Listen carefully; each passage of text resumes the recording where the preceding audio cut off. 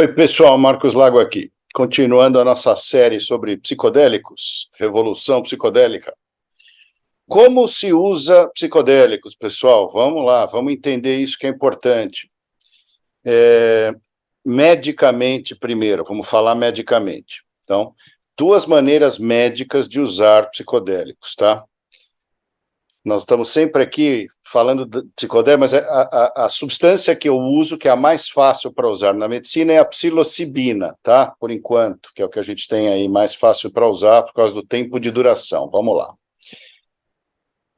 Microdoses. O que quer dizer uma microdose? Microdose de psicodélicos é uma dose que você sente que tomou, mas ela não atrapalha o andar do seu dia. Você consegue trabalhar, você consegue dirigir, você consegue fazer todas as suas coisas, tá?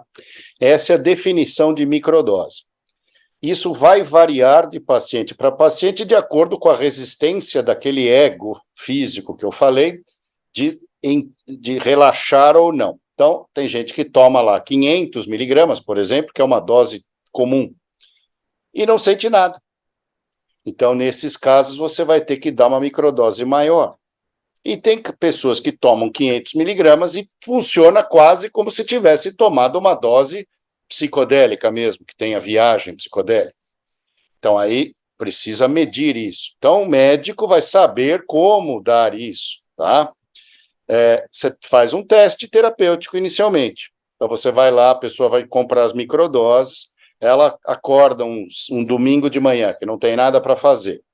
E aí ela toma aquela substância assim que ela acorda, aquela pequena cápsula de 500 miligramas, e as próximas 5 horas são de efeito direto. Aí ela vai perceber se ela fica tonta, se ela não fica, se ela fica consegue dirigir, tem equilíbrio, consegue fazer as coisas dela, tá? Mas ela tem que perceber que tomou. Não pode ser uma coisa que você toma que você não percebe. Senão tem que ser ajustada a dose. Legal. E toma de manhã. Por que toma de manhã? Porque o efeito direto, que são 5 horas, ele já promove uma melhora do seu dia. Você já consegue encarar as coisas de uma maneira melhor. Muito bom. Só que você não vai tomar os 2 próximos dias. Então, microdose de psilocibina, você toma um dia e para 2. Esse é um tipo de protocolo chamado protocolo Fadiman, porque é o Fadiman que descreveu esse protocolo. Tem casos, às vezes, um pouco mais graves, e aí a gente usa o protocolo Stamets. Como é que faz o protocolo Stamets? Você toma 4 dias seguidos e para 3 dias, tá? Protocolo Stamets. Então, para que serve a microdose? A microdose serve para substituição de antidepressivo, substituição de calmantes, substituição de hipnóticos, tá? Se você fizer direitinho a retirada de um com a introdução do outro, todos os pacientes que eu tentei, 90% deu certo a troca da microdose da psilocibina pelos antidepressivos e hipnóticos, né? O Rivotril da vida aí que vocês conhecem, tá bom? Essa é uma dose normal, uma coisa normal, que nem antidepressivo. Toma em casa, não tem muita supervisão, não acontece nada, tá bom? Vamos lá. Macrodose de psilocibina.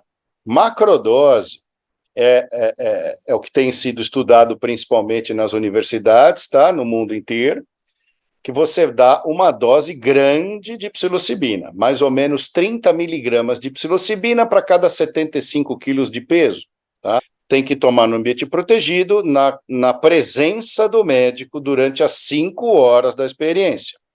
Normalmente a gente faz em 2 pessoas, eu faço eu, médico, psiquiatra, né, e mais uma pessoa, normalmente um terapeuta treinado, né, e normalmente do sexo oposto. Então, eu, menino, trago uma menina para me acompanhar e a gente segue o paciente em 2, tá bom? O paciente fica vamos lá, se fosse o hospital, né?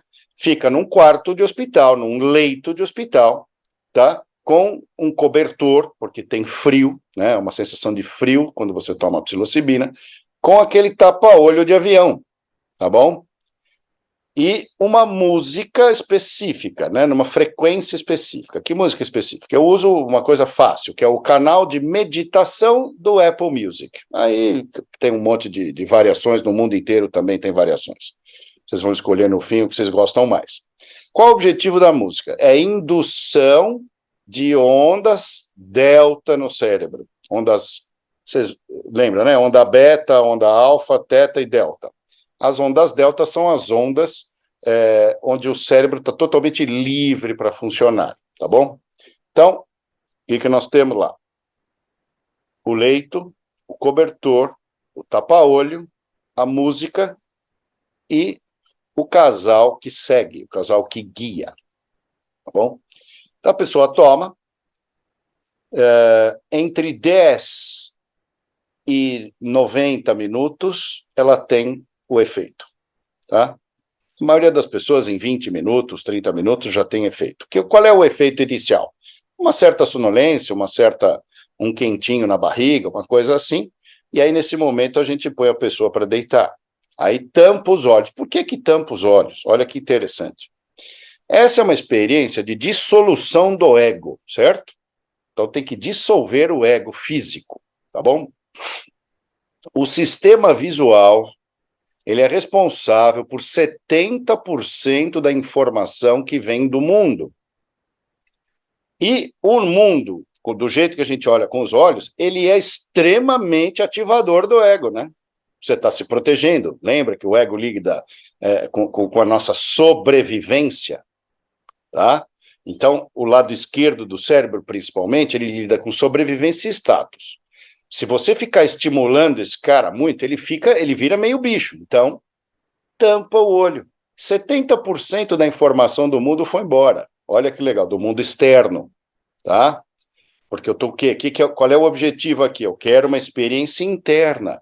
Eu quero que venham as memórias internas, as lembranças, a história, né? Interna da pessoa.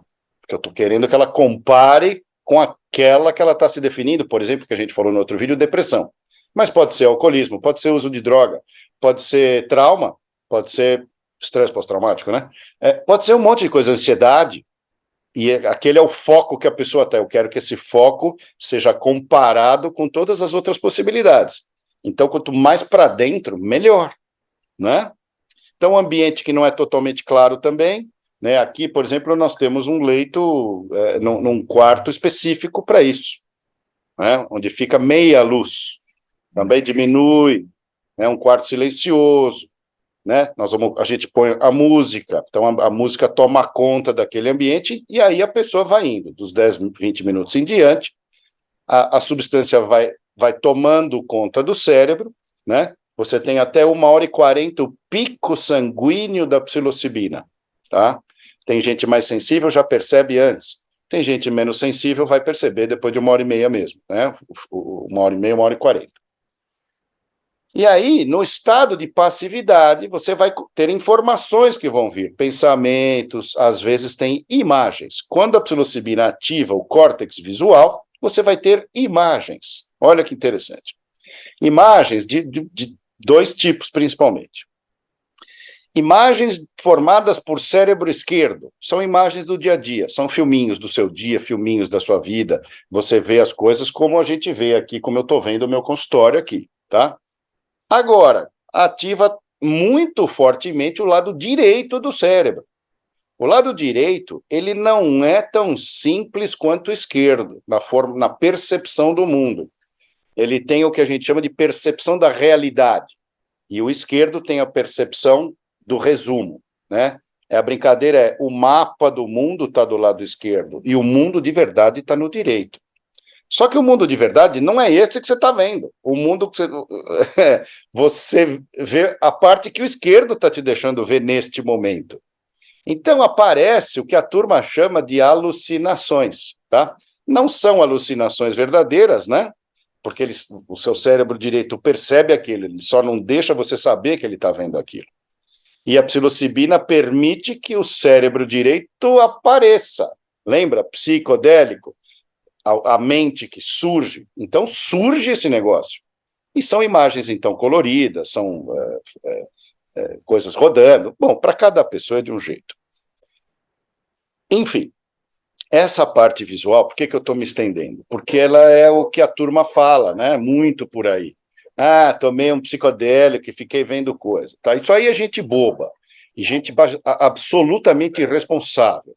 Psicodélico não é droga de balada, tá? Não é droga de balada, não serve para isso, porque é uma experiência interna, uma experiência de solução de ego, uma experiência de autoentendimento, tá? Só que não, tanto faz onde você toma, a chance de ver alguma coisa é grande. Então, nunca, nunca, nunca usar isso em balada. Não é brincadeira esse negócio, isso é tratamento médico, tá? Isso, na humanidade, tem uma história. Outro dia eu vou fazer o vídeo da história dos psicodélicos, para vocês entenderem um pouco mais. Mas é uma substância que precisa ser respeitada, absolutamente respeitada, tá bom? Então, nesse ambiente protegido, você vai começar a ter essas visões, é possível, não é todo mundo que vê, mas muita gente vê. E aí, o seu ego desapareceu, todas as suas memórias estão vindo, e você não tem só memórias boas, né? Quando você olha no espelho, você sabe bem quem você é. Você sabe que tem aquelas coisas escuras dentro de você. Só que essas coisas escuras estão controladinhas pelo seu lado esquerdo, pelo seu ego, então está tudo quietinho. Você só tem um certo desconforto com você mesmo. Quando você está sem ego, isso aparece brutalmente, né? E para algumas pessoas, essa percepção dessa coisa ruim interna, que é vista pelo direito, ela é traduzida no esquerdo, às vezes, como uma imagem amedrontadora ou assustadora. Por isso que muita gente tem medo de fazer a experiência do psicodélico, tá? Mas, enfim, treinamento, coragem para você melhorar o que você tem. Então, é necessário isso, tá? Acho que tá bom. Eu queria uma outra coisa de vocês, eu queria dúvidas, perguntas, tá?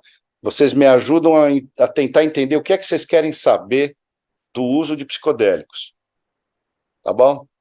Tchau, pessoal.